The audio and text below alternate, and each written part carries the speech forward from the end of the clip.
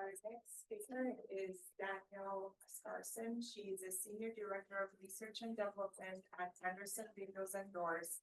A champion for women in engineering, Danielle inspires others to step confidently into leadership with purpose and impact. Please welcome her.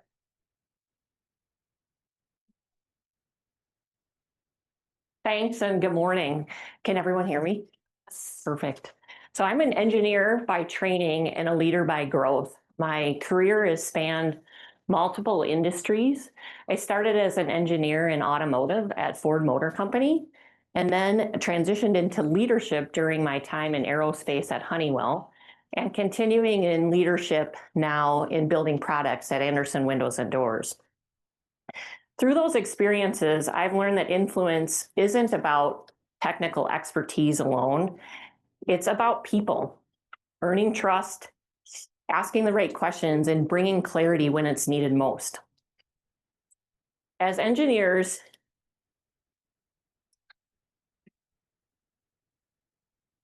equations are kind of our native language. They're the way we speak. They tell us how much load a beam can carry, how much heat transfer will go through a wall. But what if equations were for something else, for something less tangible? What if there was an equation for leadership?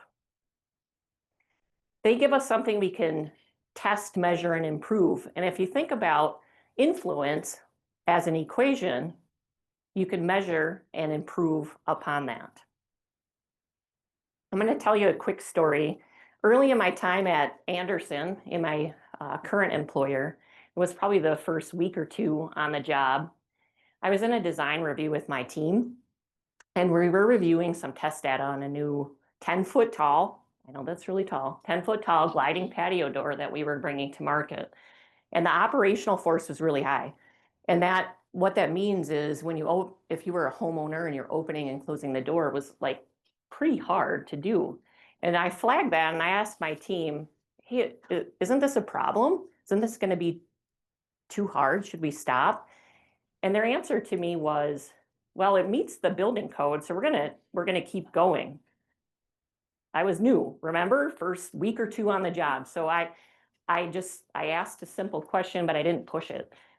And a year later, customer complaints started rolling in, and it turns out it wasn't fine. And I remember thinking I had the right instinct, but I didn't have the influence to change the outcome.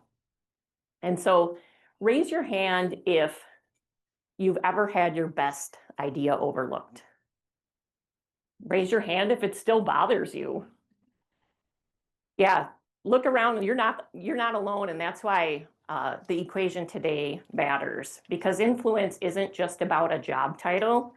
It's not about being the loudest voice in the room either. It's about the power to shape outcomes. So let's break it down. Influence isn't magic. It's not something you're born with or something only some people have. It's an equation. And once you understand it, you can intentionally grow it. So if you've ever thought, how do I make a bigger impact as a leader? This might be a good place to start. So let's break it down a little further. First up, credibility. This is your competence, your reliability, and your track record. It's the part of influence that says, I know what I'm doing. But people need to believe you can deliver. And credibility isn't about having all the answers. It's also about showing up consistently and doing what you say you'll do. When people can count on you, your trust grows. But credibility alone is just the foundation. Influence needs more. And that brings us to connection. This is about relationships. It's about the trust you build when the people you work with feel seen and heard. You can be the most competent person in the room, but if people don't feel connected to you, they aren't going to follow you. And credibility and connection, they multiply. You need both. And that brings us to courage. And this is really where this propels our equation today. This is the part of the formula where it's the willingness to speak up, to take action, to challenge the status quo. And courage isn't always easy or comfortable. It can be saying the hardest thing, even when your voice shakes. It can mean speaking up when it matters, even if it's not the popular opinion. But when people see courage in you, they see leadership. And finally, clarity. This is about cutting through the noise. It's making sure people understand you and remember what you said. We do live in a world full of distractions. So if your message isn't clear, it's going to get lost. And clarity isn't just about being concise, it's about being intentional. When you speak with clarity, people don't just hear you, they get you. So let's start with credibility and dive a little bit deeper into credibility. And that's because for most engineers, that's really where we start. It's our technical foundation. People trust us because we've done the work. They know we can do it. But like I said before, credibility isn't just about competence. It's also about reliability. And so I like to think about credibility as rebar in a bridge. You don't see it from the outside, but it's buried deep in the concrete, and it's what gives the structure its strength. If it didn't have rebar, the bridge might look fine and might be fine at first, but it's not going to hold up. It's going to break down. And that leadership, it's the same way. When things get tough, it's the credibility that holds everything together. And I learned this firsthand in my time at Honeywell. I was leading a critical product investigation, and I was by far not the smartest person in the room. Most people in the room had PhDs. I did not. Everyone else in the room had decades of years of experience with the product. I did not have that. And so at first I was worried, like, how is it that I'm leading this? How is this really going to work? I'm like the least qualified to lead. And what I realized is I wasn't there to be the smartest person in the room. I was there to make sure the investigation actually moved forward. And so I started with something simple, creating structure, making sure we were aligned on what we were trying to achieve, setting who was doing what aspects of testing. I asked inquisitive questions if we tie back to the talk this morning. Where do we first see the anomaly? What assumptions are we relying on? What happens when it works and when it doesn't work? And I for sure didn't have all the answers, but I helped those experts in the room sharpen their thinking.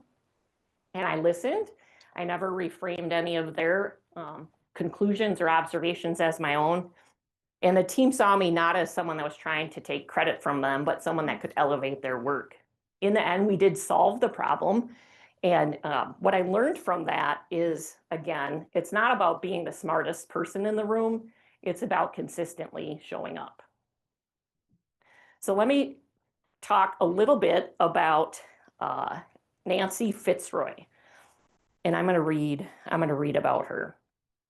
In the 1950s, Nancy joined General Electric as one of the few women in high-level engineering. Assigned to Project Hermes, she worked on heat transfer systems for nuclear reactors and missile engines. Technologies where failure wasn't an option. Her credibility wasn't handed to her, it was earned through precision, depth of knowledge, and consistent delivery in a field dominated by men. She became the go-to expert for heat transfer. Later, as the first female president of ASME, she didn't just represent progress, she embodied it. Her leadership was backed by decades of technical excellence, strategic insight, and a reputation for integrity. So my takeaway in the credibility trait is that credibility is the foundation of influence. Every action either builds it or breaks it. We're going to take a little bit of time. I would ask that you think of someone you think is highly credible. Take out your pen and paper and write down 3 qualities that you believe make that person credible. And after you do that, I would ask that you reflect on which of those qualities do you think you already embody, and which ones do you think you could strengthen?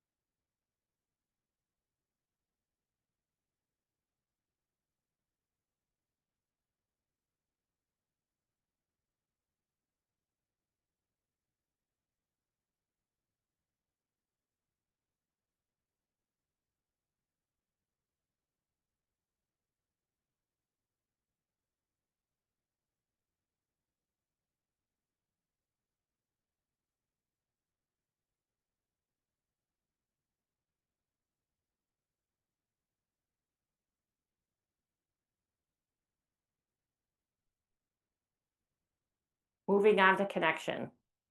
Now, credibility alone isn't enough.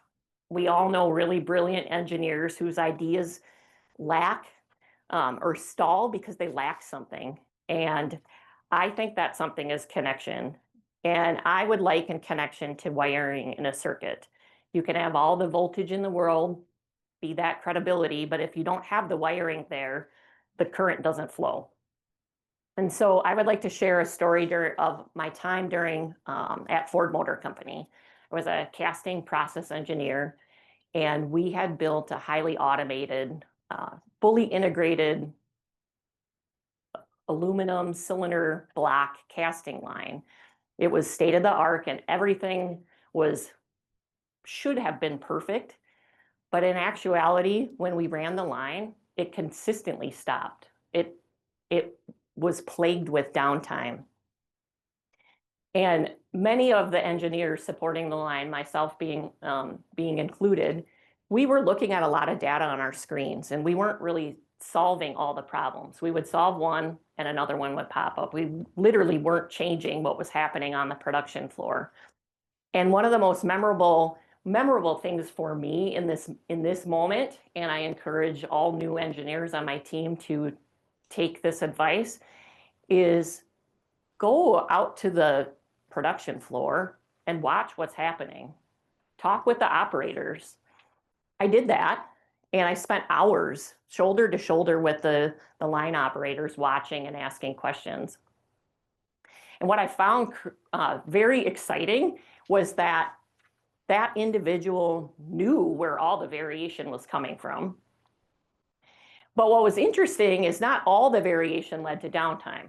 And so it was really when we coupled the observations from the operator of where all the variation was with our data that we saw, what do we need to control better? And we had one or two process parameters we had to change.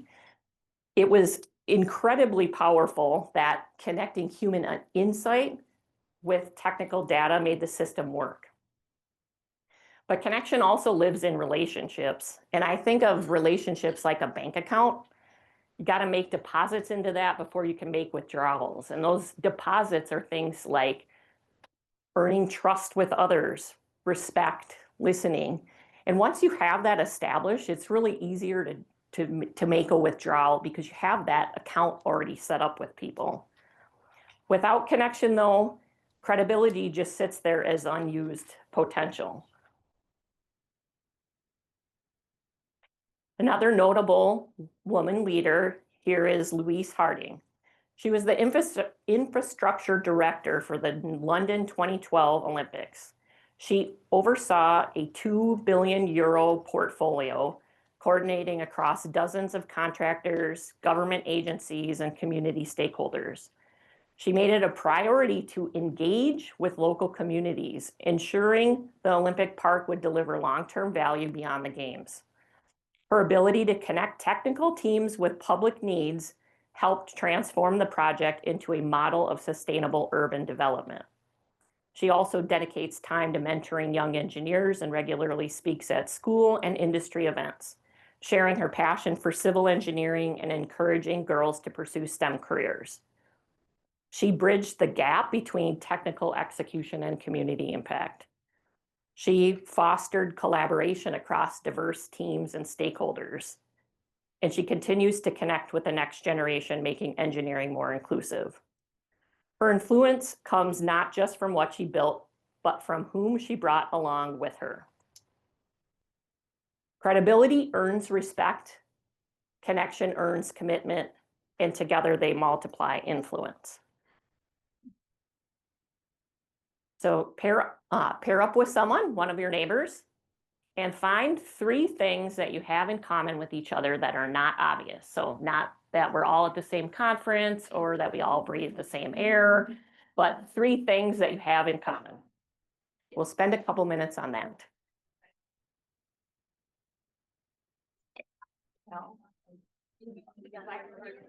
Yeah.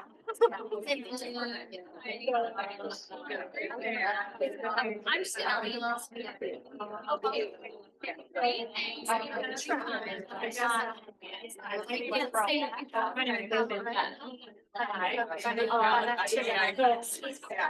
I guess. My favorite time.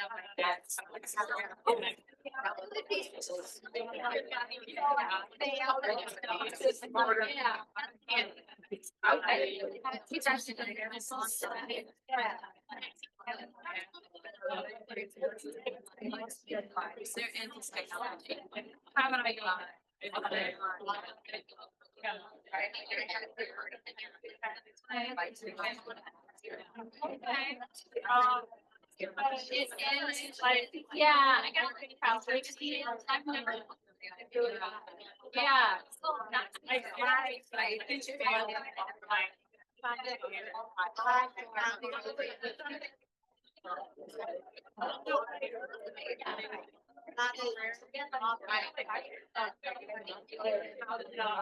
All right, could I get a volunteer or two to share what we had in common with our partner?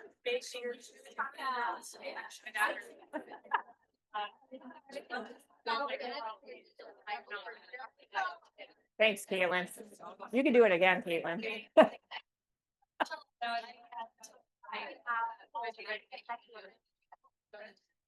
Yeah, even better. Could I get a volunteer or two to share the three things you had in common? Go ahead.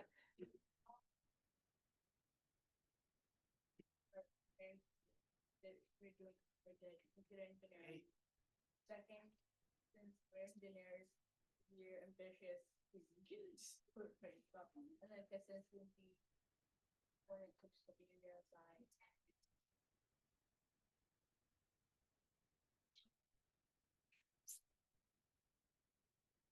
Awesome, awesome. Anyone else like to share? So we, all three of us love mountains. We also love board games and all love soupy food. Did you guys think this was an easy exercise or was this hard? Fun and easy. I do think it's a great example to show how easy it can be to create a connection when you're intentional about it. And that leads us to courage. Even with credibility and connection, influence requires courage. And I think of courage as a catalyst in a chemical reaction. It really kicks things into motion. The example I have from my own history is as a product development leader at Andersen, I was asked to join a business unit of a business we had just acquired. And we were intending to grow market share by having a compliant product in a market that we weren't serving at the time. And before I joined the team, there was the direction of how we were going to get this compliant product was already set. My responsibility was leading the product development, but I was handed the blueprint of do this, and that's going to work. And I could have done that. I could have just nodded and kept going, but it didn't really seem exactly right because there were multiple ways to get the code compliance, and the path that was handed to me most certainly would meet the compliance, but it also was the slowest, and it would have resulted in the most expensive product, and it also required invention. But I get it, like I'm an engineer, I would have loved to do that. It was like invention, brand new stuff. But what it didn't do is we were intending to grow fast, and this was not going to be our path to grow fast. So in one early meeting, I took a deep breath and asked, what are we really trying to achieve here? And it was scary for me to ask that because I was, again, a junior person in the room. And what was interesting was that there was a little bit of silence, and then there was an amazing dialogue after that. And the dialogue was that all of the cross-functional leaders on this business unit were aligned on what we were trying to do, but they were not anywhere close to alignment of how we were going to get there. Recognizing that, I proposed to do something quickly to get after that. I proposed a study in which we might evaluate, well, how do the customers really need to show compliance? And in that study, we learned we were actually on the wrong path. We would have ended up with a late to market and more expensive product than would have been successful. And what I realized in that moment is that one question, what are we trying to achieve here, shaped the direction of the work, but it also shaped the business outcome we achieved. And it really taught me something about courage. It's not always about standing on a table or making a bold declaration. Sometimes it's as simple as just asking a tough question or asking an obvious question.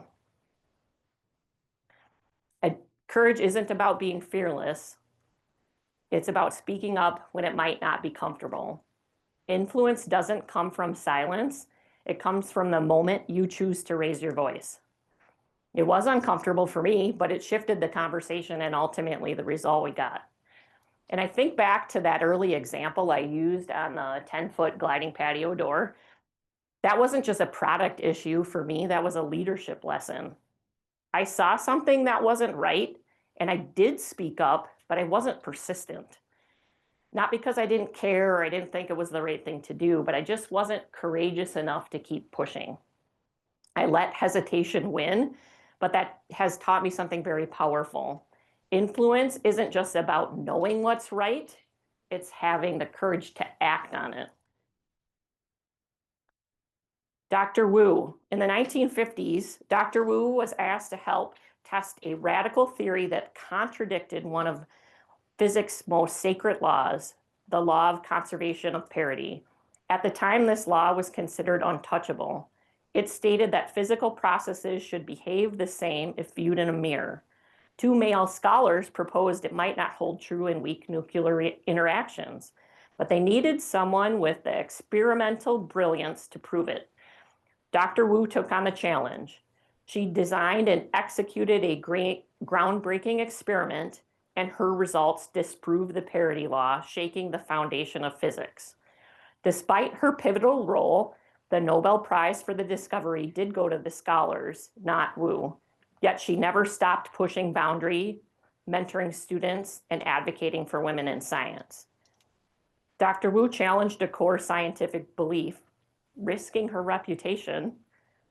She led a high-stakes experiment with global implications, and she endured systemic bias, yet remained committed to truth and excellence. The takeaway on courage is that courage is what turns intention into action. It's the line between watching change and leading it. So raise your hand. I'm going to read a series of statements and raise your hand if this applies to you. I've challenged a popular opinion in a meeting. I've given feedback to someone in authority. I've admitted a mistake in public. I've advocated for someone who wasn't being heard. Now take a minute and reflect on, what did it feel like to raise your hand? And what did it feel like to not? And how do you think what this says about how you experience courage?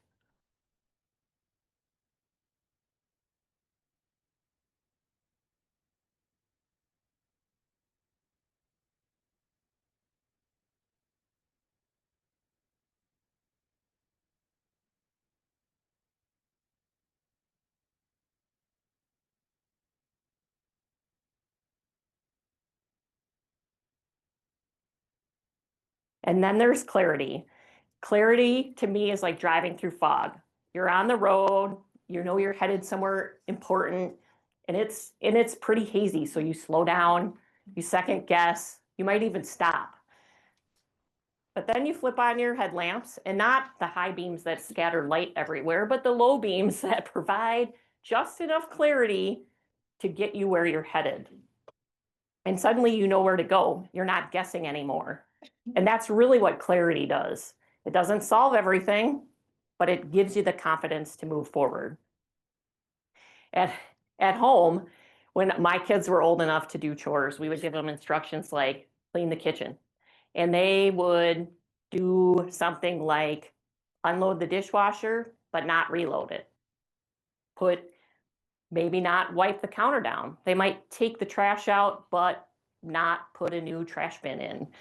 And we were constantly arguing about this at home. And what it became obvious to us in that we didn't provide the right expectations. And once we did provide really specific instructions, clean the kitchen means unload the dishwasher and reload it, take the trash out, clean the bin, put a new bag in. Once we were clear on the direction, all the arguments stopped. And the same thing has happened to me very recently at work. My business unit is currently navigating 3 big strategic priorities at once. We're launching a new product line that we're already pretty heavily invested in. We're trying to work on operating profit, and we're starting to kick off the development of a new product for a new market. Each initiative has its own team, and everyone is pushing very hard, but we're not always moving in the same direction. My role in this, I was leading both of the new product development teams while also supporting the profit work. And honestly, in every conversation we had, it was so confusing. It felt like we are solving 3 puzzles with all the pieces on the same table, and we are just not putting it together. And after one particularly tough meeting for me personally, I went back to my office and I thought, how can I simplify this? What are we really trying to solve? And I did something very simple. I sketched out our key objectives as Venn diagrams. I know, it's so geeky. With our 3 priorities as circles. And the next time I met with the executive team, I put that slide up, and almost immediately it shifted the conversation. It became very clear where things overlapped, where they contradicted, and where we had to make some tough trade-offs. I didn't have the authority in the room to change the strategic direction of our company, but that moment of clarity that I provided helped set the stage to have the conversation to reevaluate that. And that, to me, showed how clarity is very important in influence. Because once people see things clearly, the path becomes obvious. As engineers, we love detail. We would love to show like all 37 pages of our calculation, But there's not a lot of power in that. The power comes when we're able to distill the data down to the meaningful points. Dr. Arnold, she's the 2018 Nobel laureate in chemistry. She communicates her groundbreaking work on enzyme evolution with striking clarity. She translates complex biochemical processes into accessible metaphors, making her science understandable to non-experts. Watch her TED Talks and you will understand what I mean. Her talks and interviews are models of precision and reliability, bridging gaps between academia, industry, and public audiences. She uses clarity not just to educate, but to empower action in sustainability, innovation, and science policy. Her clarity amplifies her impact, proving that even the most advanced science can and should be understood by all. Clarity isn't just about seeing, it's about helping others see the forest through the trees. Think about a complex topic or concept you're currently working on or that you're passionate about. Now take 2 minutes and prepare to do this because we're actually going to do this as an exercise on how you would explain this to a stranger in 30 seconds or less.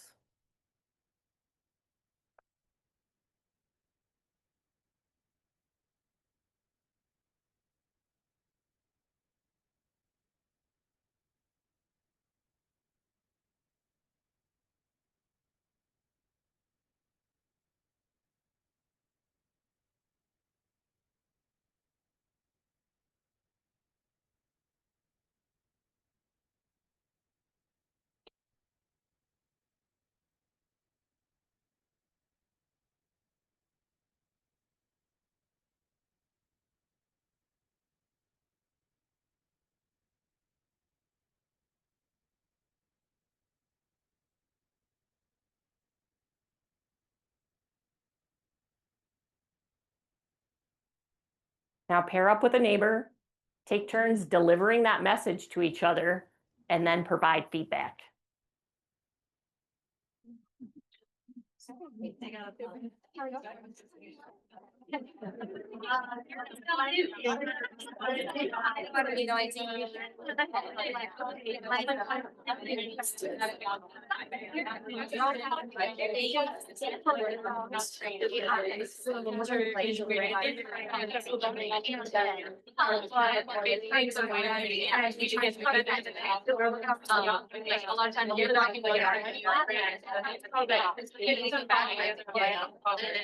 And it's always taking me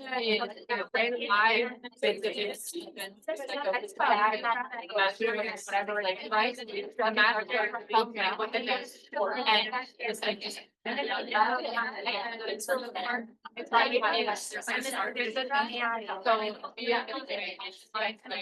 yeah.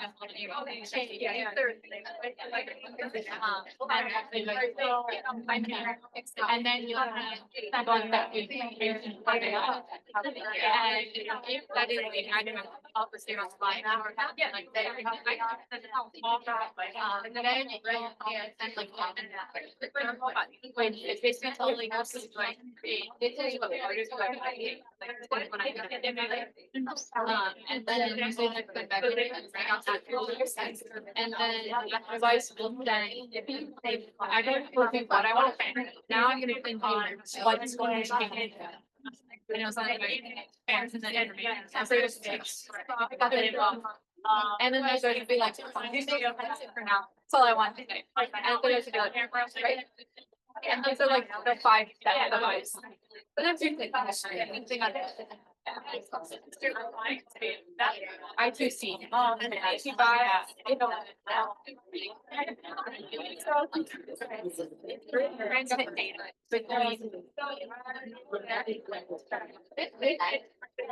Yeah. All right.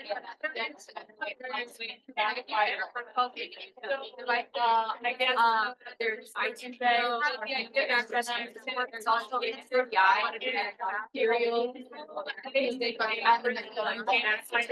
Which I don't know make sense, but it's everything. They go, I can do the same thing. Yeah, it's just like art, it's like an LCD.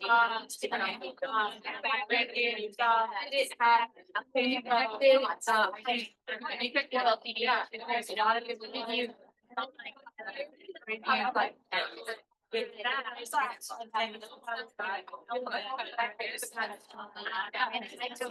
you're, and I would have been if then it only like. But you know, like I know, but you don't have like.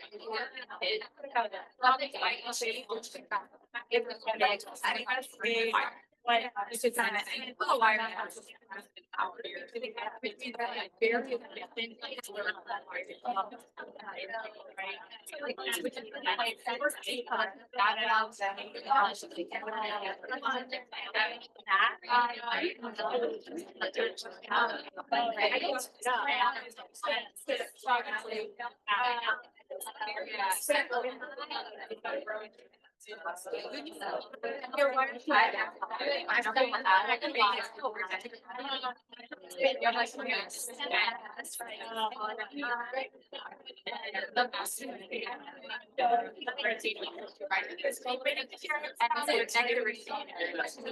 Whatever. And then if you just go to it,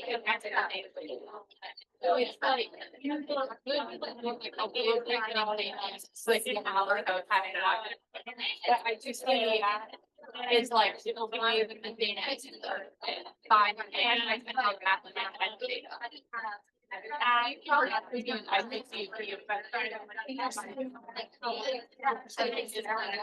All right, let's come back together.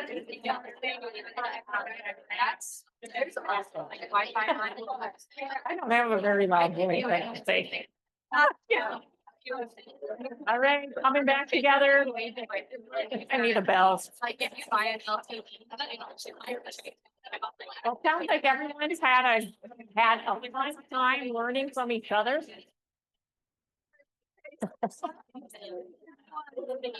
Caitlin. Come back together, coming back together.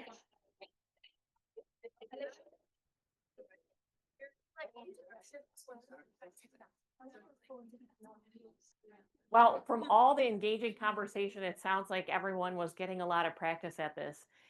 For some people, this is really easy. For some people, it's not, and you really have to work at it. We have one final activity, and this one is individual. And that's really on the whole equation itself. Write down where you feel like you are the strongest today. Which one of these traits do you feel like you're the strongest? And write down where you want to grow.